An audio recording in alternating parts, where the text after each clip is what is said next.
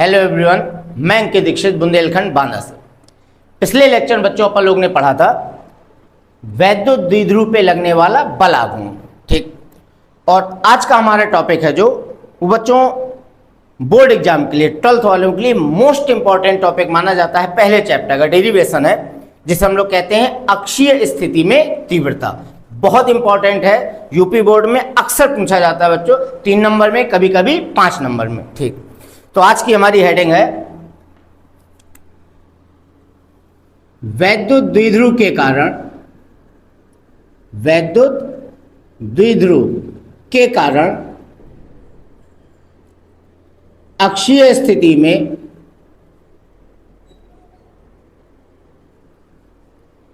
वैद्युत क्षेत्र की तीव्रता। अक्षीय स्थिति में वैद्युत क्षेत्र की तीव्रता यानी इंटेंसिटी निकालनी है हमें किस पोजीशन पर? एक्सिस पोजीशन पर। किस पोजीशन पर बच्चों? एक्सिस। सबसे पहला काम, जब दिमाग में क्वेश्चन आता है कि अक्षीय स्थिति क्या होती है, तो बच्चों देखिएगा, जैसे इसको मैं डाइपोल मानूं, ठीक। डाइपोल में माइनस क्यू आवेश प्लस क्यू आवेश, ठीक है बच्चों। डाइपोल के आवेशों को मिलाने वाली रेखा अक्ष कहलाती है। क्या कहलाती है? अक्ष। अब इसी लाइन में, इसी सीध में अगर कोई पॉइंट है तो वह कहलाएगा अक्षीय स्थिति में, और इस लाइन के लंबवत अगर कोई पॉइंट है तो वो कहलाएगा निरक्षीय स्थिति में। फिर समझिएगा, डाइपोल की अक्ष में, डाइपोल की सीध में अगर कोई पॉइंट है तो अक्षीय स्थिति, इधर भी हो सकता है इधर भी हो सकता है, और डाइपोल के लंबवत अगर कोई पॉइंट है तो वो कहलाता है निरक्षीय स्थिति में। तो अक्षीय स्थिति के जस्ट आगे वाला टॉपिक बच्चों निरक्षीय स्थिति है, अगले लेक्चर में उसकी चर्चा कर लेंगे। तो अभी अपन लोग को किसके बारे में पढ़ना है? अक्षीय स्थिति। तो फिर सुनिएगा, डाइपोल के आवेशों को मिलाने वाली रेखा क्या है? अक्ष। उसी अक्ष पर अगर कोई पॉइंट है तो अक्षीय स्थिति, और उस अक्ष के लंबवत अगर कोई पॉइंट है तो निरक्षीय स्थिति। हाँ, एक चीज और बच्चों, अक्षीय स्थिति का एक नाम और होता है, और कभी कभार बोर्ड वाले दूसरे नाम से भी पूछ लेते हैं। नाम क्या है? इसी का एक नाम कहलाता है अनुदैर्ध्य स्थिति। कौन सी स्थिति? अनुदैर्ध्य। कभी कभार वो अक्षीय नहीं बोलते, अनुदैर्ध्य भी बोल देते हैं। तो अक्षीय स्थिति का ही दूसरा नाम होता है बच्चों अनुदैर्ध्य स्थिति, ठीक। तो अब हमें निकालना है अक्षीय स्थिति या अनुदैर्ध्य स्थिति में वैद्युत क्षेत्र की तीव्रता। किसके कारण? डाइपोल के कारण, ठीक। तो चलते पहले डाइपोल का चित्र बनाते हैं जरा। डाइपोल में क्या होता है? 2 आवेश बराबर, विपरीत और बहुत पास पास। तो बच्चों ये हो गया डाइपोल, माइनस क्यू आवेश। ये हो गया डाइपोल का प्लस क्यू आवेश, और इसको जरा ऊपर बना लेते हैं, ज्यादा बेटर रहेगा। माइनस क्यू आवेश, ये हो गया प्लस क्यू आवेश, और आवेशों के बीच की दूरी को 2l से प्रदर्शित करते हैं। किससे? 2l से। और डाइपोल के आवेशों के बीच की दूरी बच्चों कम होती है कि ज्यादा? कम। कम होती है कि बहुत कम? बहुत कम, लगभग एंगस्ट्रॉम में, ठीक। अब अक्षीय स्थिति क्या है? डाइपोल की सीध में एक पॉइंट ले लो, इस लाइन को बोलोगे अक्ष, इसी अक्ष में एक पॉइंट ले लो तो कहलाएगा अक्षीय स्थिति में। तो हमने इसी लाइन में एक पॉइंट लिया और इस पॉइंट का नाम डाल दिया A। अब बता बच्चों, पॉइंट A किस स्थिति में है? अक्षीय स्थिति में। क्यों? डाइपोल की सीध में है ना बच्चों। और एक चीज, किसी भी पॉइंट की दूरी बच्चों हमेशा डाइपोल के मिड पॉइंट से नापते हैं। कहां से? मिड पॉइंट से। जैसे हमें मान लो ये बताना हो कि ठीक है सर जी, आपने पॉइंट A मान लिया, पॉइंट A कहां स्थित है, डाइपोल से कितना दूर है, दूरी कहां से नापेंगे? तो आंसर है ना यहां से ना यहां से, डाइपोल के मिड पॉइंट से, ठीक। तो हमने कहा कि ये डाइपोल का मिड पॉइंट है, और डाइपोल के मिड पॉइंट से स्मॉल r दूरी पर पॉइंट A स्थित है। और पॉइंट A किस स्थिति में है? अक्षीय स्थिति में। पॉइंट A पर हमें क्या ज्ञात करना है? वैद्युत क्षेत्र की तीव्रता, ठीक। अच्छा ये बता बच्चों, अगर ये मिड पॉइंट है तो ये वाली दूरी कितनी बचेगी? L, और ये वाली दूरी भी कितनी बचेगी? L, ठीक। तो अब जैसे बच्चों चित्र बनाएंगे तो चित्र को थोड़ा सा एक्सप्लेन करना पड़ेगा, 2-3 लाइन लिख दी जाती हैं बस, ठीक। जो भी चित्र बनाइए बच्चों उसी के बारे में लिख दीजिए। तो देखिएगा मैं आपको बता रहा हूं, डाइपोल के, माना एक डाइपोल जिसके आवेशों के बीच की दूरी 12 है, ठीक। डाइपोल के मध्य बिंदु से स्मॉल आर दूरी पर पॉइंट ए स्थित है। पॉइंट ए अक्षीय स्थिति में है। पॉइंट ए पर वैद्युत क्षेत्र के तीव्रता की गणना करनी है, ठीक। ये अपन लोग थ्योरी लिख देंगे। एक बार फिर रिपीट कर दूं, माना एक डाइपोल जिसके आवेशों के बीच की दूरी 12 है, डाइपोल के मध्य बिंदु से स्मॉल आर दूरी पर पॉइंट ए स्थित है। पॉइंट ए अक्षीय स्थिति में है। पॉइंट ए पर वैद्युत क्षेत्र के तीव्रता की गणना करनी है, ठीक। तो बच्चों अपन लोग ये डेरिवेशन करेंगे 3 स्टेप में। कितने स्टेप में? 3 स्टेप। पहला स्टेप, फिर सेकंड स्टेप और फिर आएगा थर्ड स्टेप। 3 स्टेप में ये पूरा डेरिवेशन कंप्लीट करना है, ठीक। ओके, अब पहला स्टेप क्या है? तो बच्चों सबसे पहले -q आवेश के कारण पॉइंट ए पर निकालेंगे तीव्रता का मान और दिशा। फिर सुनिए, -q आवेश के कारण पॉइंट ए पर निकालेंगे तीव्रता का मान और दिशा। ये हो गया पहला स्टेप। सेकेंड स्टेप, +q आवेश के कारण पॉइंट ए पर निकालेंगे तीव्रता का मान और दिशा, ठीक। थर्ड स्टेप, दिशा के हिसाब से निकालेंगे परिणामी। फिर सुनिएगा, आवेश कितने हैं? 2 है। और बच्चों आवेश जो होता है वही वैद्युत क्षेत्र बना के रखता है, ठीक। तो अगर 2 आवेश हैं तो जाहिर सी बात है पॉइंट ए पर वैद्युत क्षेत्र भी कितने होंगे? 2। तो पहला स्टेप, -q आवेश के कारण पॉइंट ए पर निकालेंगे तीव्रता का मान और दिशा। सेकेंड स्टेप, +q आवेश के कारण पॉइंट ए पर निकालेंगे तीव्रता का मान और दिशा, ठीक। और थर्ड स्टेप, दिशा के हिसाब से निकालेंगे क्या? परिणामी, ठीक। तो चलिए बच्चों शुरू करते हैं। पहला स्टेप, माना -q आवेश के कारण पॉइंट ए पर तीव्रता E1 है, ठीक। -q आवेश के कारण पॉइंट ए पर तीव्रता हमने कितनी मानी? E1। अच्छा, अब देखिएगा बच्चों, वैद्युत क्षेत्र की तीव्रता का फॉर्मूला बिंदु आवेश के कारण E बराबर कितना होता है? kq/r², ठीक। तीव्रता हमने कितनी मानी? E1, तो यहाँ E1 आ गया। k मतलब कूलाम नीचांक है बच्चों, 1/4πε0। k उसी तरह, q का मतलब आवेश। आवेश कौन सा है? -q। क्या माइनस चिन्ह लेना है? नहीं, माइनस और प्लस से केवल डायरेक्शन बदलती और कुछ नहीं, ठीक।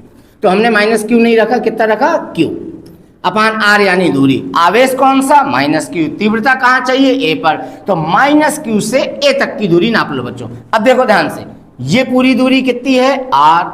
ये कितनी है? l। तो यहां से यहां तक की हो जाएगी ये l और ये r, ऐड कर दो तो कितनी बन जाएगी? r + l, और इसमें क्या लगा है? स्क्वायर। ये लो जो, तो ये आ गया -q आवेश के कारण पॉइंट ए पर तीव्रता E1। अब E1 की डायरेक्शन भी निकाल लें। तो देखिए बच्चों ध्यान से, मान लीजिए 2 मिनट के लिए मैं हूं -q आवेश और ये है पॉइंट ए, मैं हूं माइनस आवेश, ये है पॉइंट ए। मेरे कारण यहां पर तीव्रता कितनी है? E1, और ये E1 का मान है। अब हमें E1 की क्या चाहिए? दिशा। तो बताओ बच्चों, माइनस आवेश की इलेक्ट्रिक फील्ड कहां को होती है? अंदर की ओर। कहां की ओर? अंदर की ओर। अंदर का मतलब अपनी ओर। तो माइनस आवेश के कारण यहां पर इलेक्ट्रिक फील्ड अंदर की ओर, अंदर का मतलब इसी ओर, ठीक। तो ये हो गया E1 की डायरेक्शन हो गई, ठीक। ये E1 का मान और ये हो गई E1 की दिशा। तो अपना पहला स्टेप कंप्लीट है। अब आते हैं सेकंड स्टेप में। तो सेकंड स्टेप में अपन लोग ने लिखा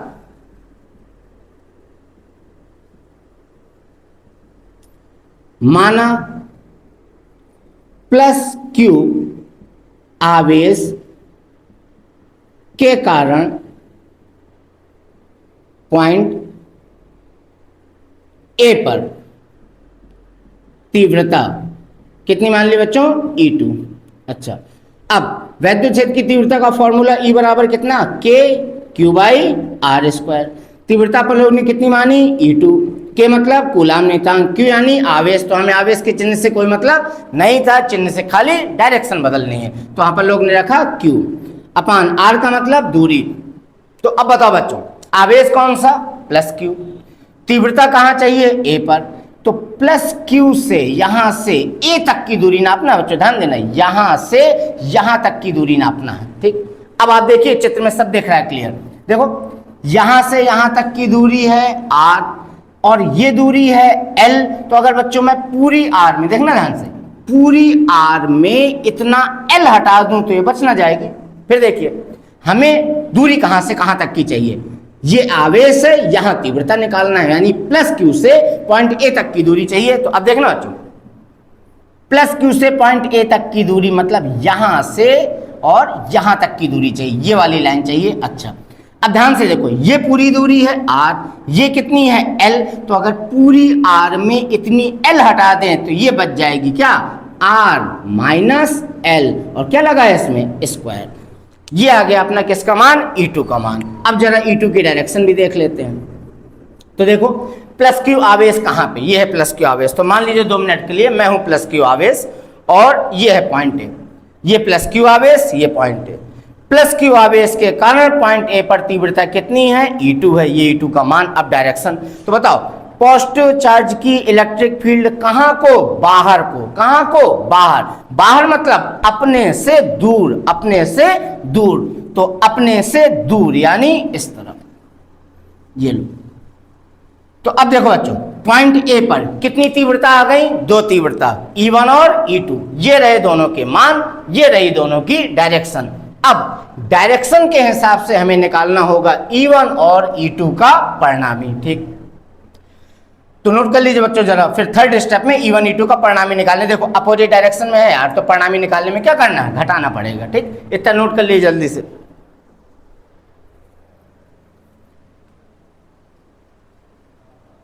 बैठा लो बच्चों, चलो ठीक। अब थर्ड स्टेप,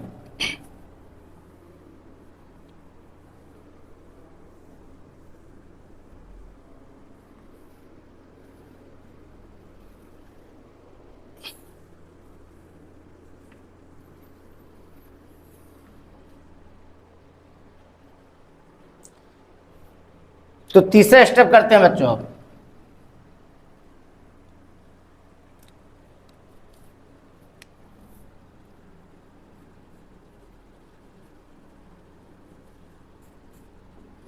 तो अपन लोग ने लिखा माना E1 व E2 का परिणामी कितना है, E नेट है।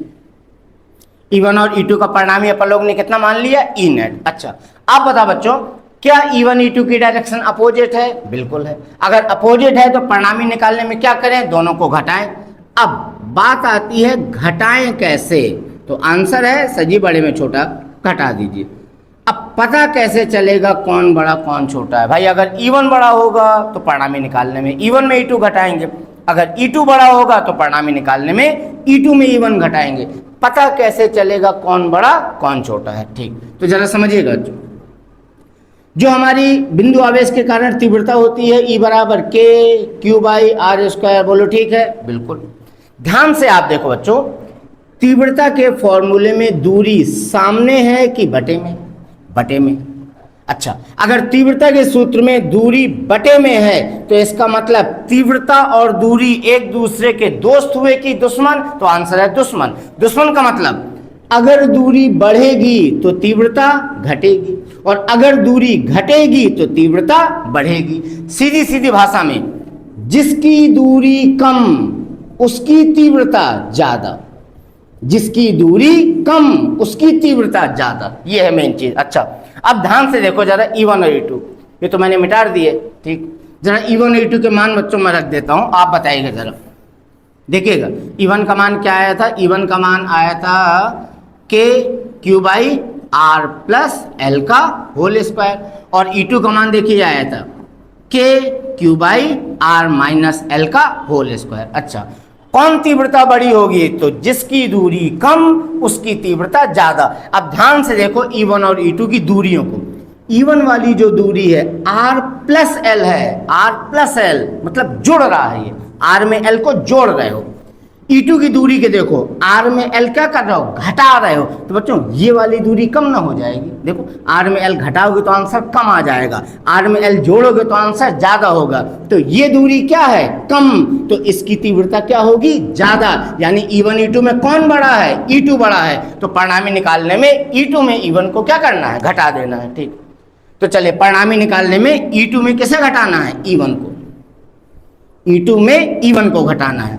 कैसे पता चला, सजी दूरी से, मतलब जिसकी दूरी कम उसकी तीव्रता ज्यादा। तो E2 की दूरी कम थी तो ये वाली तीव्रता क्या हो गई, ज्यादा।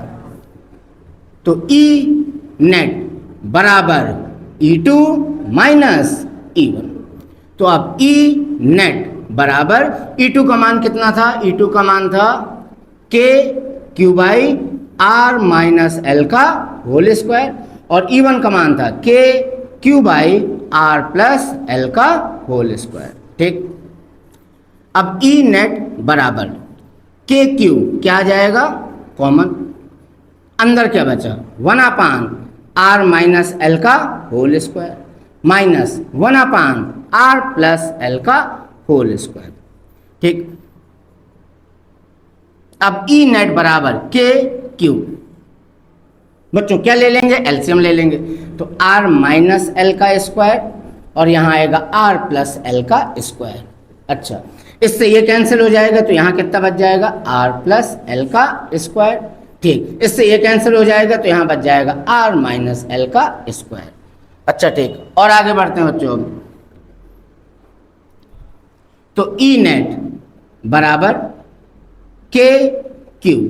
अच्छा, अब अंदर देखिएगा जरा, क्या यहाँ बच्चों a प्लस बी का होल स्क्वायर खोल सकते हैं, हाँ, A square plus B square plus 2ab। तो यहाँ मैंने खोला a square plus B square plus 2ab। आगे देखो यहाँ पे a माइनस बी का होल स्क्वायर, तो बन जाएगा a square plus B square minus का 2ab। ठीक, अपान में आ जाओ, अपान में ये लिखा है जैसे। अच्छा, एक चीज़ है बच्चों, अगर कहीं पे लिखा हो x square into y square, तो क्या बच्चों मैं एक्स वाई पूरे में स्क्वायर लगा सकता हूँ, बिल्कुल। तो ध्यान से देखो, ये दोनों इंटू में है ना, तो इसको इस तरह लिखे दे रहा हूँ मैं, आर माइनस एल में स्क्वायर था, आर प्लस एल में स्क्वायर था, तो दो बार ना लगा के इकट्ठा लिखा और डायरेक्ट बाहर लगा दिया स्क्वायर। ठीक है बच्चों, अब और आगे चलते हैं। तो ई नेट बराबर के क्यू। अच्छा, इस माइनस को ले जाते हैं अंदर, तो यहाँ क्या बचेगा, आर स्क्वायर प्लस में एल स्क्वायर प्लस में 2RL, माइनस अंदर ले जाओ, माइनस का आर स्क्वायर माइनस का L square minus minus plus का 2RL। अब नीचे आ जाओ, ध्यान से देखो बच्चों, क्या ये a plus b a minus B का सूत्र बन रहा है। a plus b a minus B का मतलब a square minus b square, और बाहर पूरे में क्या लगा था, होल स्क्वायर। अब देखना ऊपर, आर स्क्वायर से आर स्क्वायर, एल स्क्वायर से एल स्क्वायर, 2RL ऐड हो जाएगा तो कितना बना, 4RL। तो E नेट बराबर के क्यू और ऊपर हो गया 4RL upon r square minus l square, और बाहर लगा था होल स्क्वायर। ठीक, तो इतना जरा नोट कर लो बच्चों, तो फिर मिटाना पड़ेगा क्योंकि कैलकुलेशन और है अभी इसमें आगे। ठीक है, इतना नोट कर लीजिए जरा। इसके बाद बच्चों थोड़ा सा एक लाइन की थ्योरी समझनी है, सुनिएगा। एल स्क्वायर को छोड़ना है तो उसके बारे में थोड़ा बताना पड़ेगा। देखो, आप बताओ बच्चों, डाइपोल के आवेश जो होते हैं, आवेशों के बीच की दूरी 12 आप मानते हो, ठीक। आवेशों के बीच की दूरी कम होती है कि ज़्यादा, कम। कम होती है कि बहुत कम, बहुत कम, लगभग कहे में एंगस्ट्रॉम, ठीक। और एंगस्ट्रॉम में बच्चों 10 की घात -10 मीटर होते हैं, बहुत छोटा होता है, ठीक। अब आप अगर 12 को भी आधा कर दोगे तो एल बचा और छोटा हो गया।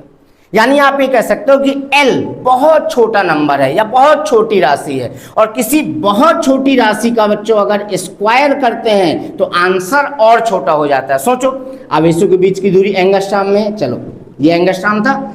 अब इसमें अगर तुमने स्क्वायर लगा दिया तो देखो 10 की घात -20 बहुत ज्यादा छोटा हो गया यार। तो हम इसी एल स्क्वायर को नेग्लेक्ट मान के क्या करेंगे, छोड़ देंगे। यहाँ पे थ्योरी लिख देंगे स्मॉल एल बहुत छोटी संख्या है या बहुत छोटी राशि है, अतः एल स्क्वायर और भी अधिक छोटी होगी। तो एल स्क्वायर को नेग्लेक्ट मानकर छोड़ने पर, तो मैं बच्चों एल स्क्वायर को नेग्लेक्ट मान के क्या कर रहा हूं, छोड़ रहा हूं। तो अब देखिए अपने पास क्या बचा, ई नेट बराबर के क्यू। अच्छा ऊपर 4RL है, ठीक है, तो इनटू में लिख दिया 4RL। नीचे देखो एल स्क्वायर को छोड़ा है ना, तो आर स्क्वायर बचा, बाहर भी कहा था स्क्वायर, तो ये दोनों मिलके हो गए r की पावर 4। क्या एक आर से एक आर कैंसिल है, ठीक, तो ई नेट बराबर के क्यू इंटू में 4L अपान में R क्यू, ठीक। अब बताइए बच्चों फॉर्मूला बनाने के लिए, केवल फॉर्मूला बनाने के लिए क्या मैं 4L इसको मैं 12 इंटू 2 लिख सकता हूं, बिल्कुल 2 3 4 4L हो जाएगा। अपान में क्या है R क्यू। अब फॉर्मूला बनाने के लिए किया, कहेगा फॉर्मूला बच्चों देखो क्या, Q गुणे 2L, ये देखो Q गुणे 2L ये होता है वैध द्विध्रुव आघूर्ण। और जैसे आपके मन में ऐसा जी मॉड लगवाया था आपने, तो मॉड का मतलब आवेश का परिमाण लेना था, तो हमने वैसे भी चिन्ह नहीं लिए, परिमाण ही लिए है। तो Q गुणे 2L की जगह हम लोग क्या लिख सकते हैं, P वैध द्विध्रुव आघूर्ण। क्या उसको लिखना जरूरी है बच्चों, ठीक, Q गुणे 2L P हो जाएगा, समझ जाओगे आप लोग। तो E नेट बराबर के, उसी तरह Q गुणे 2L की जगह मैंने लिख दिया P, बगल में लिखा है 2, अपान में लिखा है R क्यूब। तो अब फाइनली बच्चों देखो ये बनेगा E नेट बराबर K2P अपान R, ठीक। और K मतलब क्या है यहाँ, कूलाम नियतांक, तो यहाँ पे कूलाम नियतांक की वैल्यू रख दो। तो E नेट बराबर कितना हो जाएगा, ये K मतलब कूलाम नियतांक 1/4 pi epsilon not 2P upon R cube. तो ये आ गई बच्चों आपकी नेट तीव्रता, कहां पर, पॉइंट A पर। अच्छा ठीक, अब बताओ बच्चों पॉइंट A किस स्थिति में था, तो आंसर है अक्षीय स्थिति में। तो सर जी जो नेट तीव्रता पॉइंट A पर आई है वही तो कहलाएगी अक्षीय स्थिति वाली।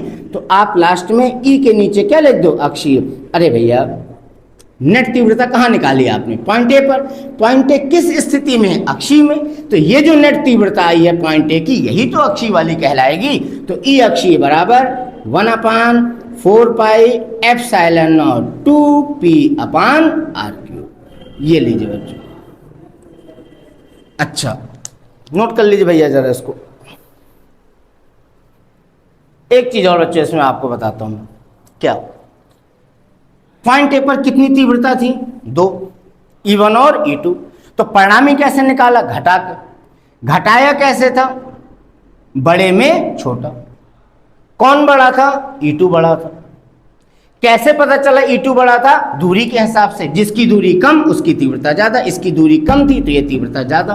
अच्छा तो अगर E2 बड़ा है, पता ना E1 और E2 में अगर E2 बड़ा है तो परिणामी किस तरफ होगा, परिणामी हमेशा बड़े वाले की तरफ होता है। जब भी दो वेक्टर अपोजिट हों तो उनका परिणामी किस तरफ को होगा, परिणामी की दिशा कहां को होगी, बड़े वाले की तरफ। बड़ा कौन था, E2, तो परिणामी जो होगा नेट तीव्रता कह दो चाहे अक्षीय वाली तीव्रता, वो कहां को होगी, बड़े वाले की तरफ, यानी इस तरफ, E अक्षीय, या कह सकते हो E नेट। अच्छा अब एक चीज बताओ, डाइपोल में बच्चों डाइपोल का आघूर्ण होता है P। P की डायरेक्शन कहां से कहां होती है, माइनस से प्लस।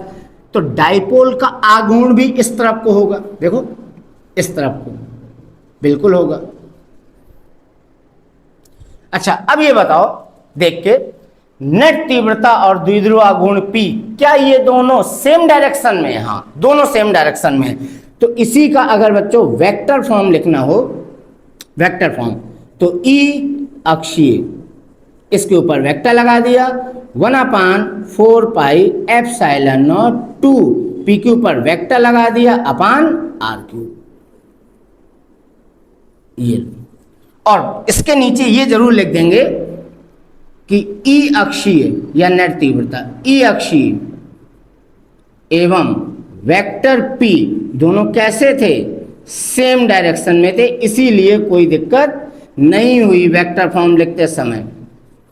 क्योंकि बच्चों अगर ये दोनों अपोजिट डायरेक्शन में होते तो ध्यान रखना वेक्टर फॉर्म लिखते समय डायरेक्शन का यूज करना है, अगर दोनों अपोजिट डायरेक्शन में होते तो आगे क्या आ जाता, माइनस। और देखिएगा जब निरक्षीय वाला डेरिवेशन पढ़ेंगे ना बच्चों, तो नेट तीव्रता और द्विध्रुव गुण आप खुद देखिएगा दोनों अपोजिट आएंगे, तो उसका जब वेक्टर फॉर्म लिखेंगे तो देखिएगा माइनस आ जाएगा। यहां कोई दिक्कत नहीं हुई क्योंकि ये दोनों कैसे हैं, सेम डायरेक्शन में। ठीक है बच्चों, तो इसे नोट कर लीजिए, याद रखिएगा बच्चों बहुत इंपॉर्टेंट डेरिवेशन है, बोर्ड पेपर में लगभग चांस रहते हैं कि आ ही जाता है हर साल। ठीक।